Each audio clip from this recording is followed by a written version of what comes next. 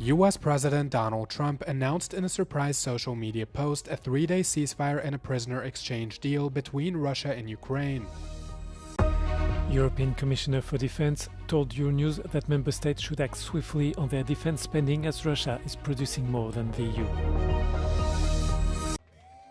U.S. President Donald Trump announced in a surprise post on social media that Russia and Ukraine had agreed to a 3-day ceasefire starting Saturday. Trump says the temporary truce will halt all kinetic activity and comes as both countries observe Victory Day, which commemorates the Soviet Union's triumph over Nazi Germany in World War II. The Republican president added that both countries have also agreed to exchange 1,000 prisoners each during the ceasefire period, which Ukraine's President Volodymyr Zelensky also confirmed. Trump says both countries had agreed to the temporary truce at his request, which he says was highly appreciated, expressing hope that it will be, quote, the beginning of the end to the war.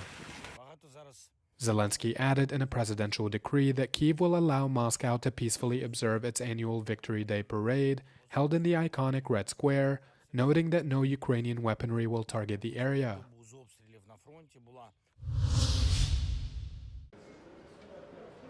The European Commission is about to finalize defense loan agreements with Poland and Lithuania. The loans form part of the EU's SAFE program to strengthen the continent's defense capabilities. Poland is set to receive the largest share, worth 43 billion euros, while Lithuania will receive 6 billion euros. European Commissioner for Defense, Andrius Kubilius, told Euronews program Europe Today that member states should act swiftly on their defense spending.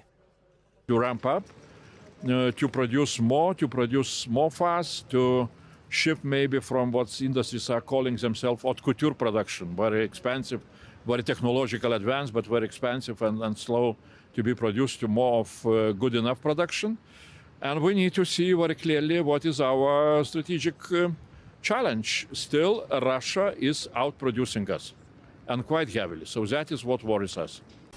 Kubilius said the defense industry is increasing production, but warned concerns remain among governments that manufacturers are still not scaling up quickly enough to meet urgent demand. NATO Secretary General has previously warned that Russia produced as much ammunition in 3 months as the alliance's 32 member states manufacture in a year.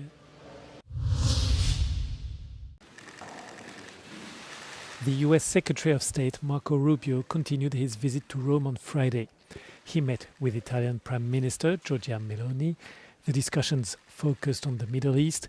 We await a development in the coming hours on the peace negotiations with Iran, said Rubio, who reiterated to Meloni how US President Donald Trump has not yet decided on the withdrawal of troops in Italy. Marco Rubio also met with Italian Foreign Minister Antonio Tajani. The two diplomats discussed the state of transatlantic relations.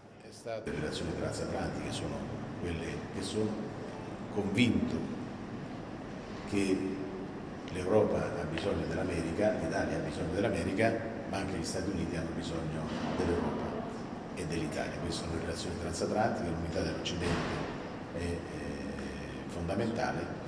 The Italian minister also reiterated that it is important to have an American presence in Europe to strengthen NATO.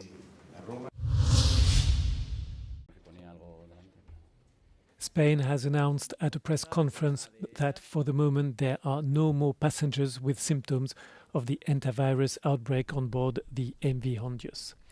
According to Friday's figures, there were 6 cases, including 3 deaths.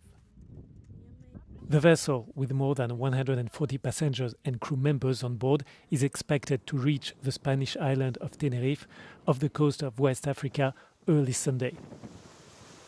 The arrival of these passengers has caused concern among the residents of Tenerife, some of whom have voiced their anger. They are refusing to allow the ship to dock on the island. Spanish authorities summarized the protocol. The asymptomatic passenger will be taken down to the Canary Island in Zodiacs, but only when their respective planes, which will take them to their countries of origin, will be ready for boarding. They will be taken directly from the ship to their plane by chartered buses.